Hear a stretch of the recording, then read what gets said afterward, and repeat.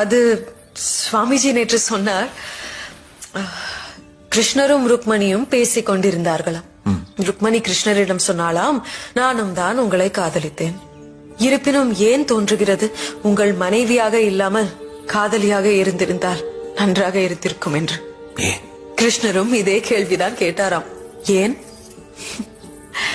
ருக்மணி சொன்னாலாம், கணவன் மனைவியின் மத்தியில் உறவு எவ்வளவு பலமாக இருந்தாலும் மக்கள் காதலியை தானே நினைவு கொள்கிறார்கள். ராதே கிருஷ்ணா, ராதே கிருஷ்ணா, ராதே கிருஷ்ணா. காஷி, நீயும் என்றும் எனக்கு மஸ்தானியை போலவே பிரியமானவள். கிருஷ்ணரும் இதே பதில் தான் சொன்னாராம். என்றும் உங்கள் இருவரையும் நான் ஒப்பிட்டு பார்த்ததே இல்லை. விடுங்கள், எங்கள் இருவரையும் ஒப்பிட்டு பார்க்கவும் முடியாது. ஏனென்றால் நான் உங்களுடன் ராசலீலை செய்யவில்லையே. உனக்கு என்னிடம் மஸ்தானியை பற்றி குறை கூற வேண்டும் என்று தோன்றுகிறதா? மற்றவர்களை பற்றி எதற்கு குறை கூற வேண்டும்? நமது காயமே நமக்கு அதிக வேதனை தரும். எனக்கு ஒரே ஒரு வேதனை தான் ஸ்ரீமத். நீங்கள் என் உயிரை கேட்டிருந்தாலும் கூட நான் மகிழ்ச்சியுடன் கொடுத்திருப்பேன்.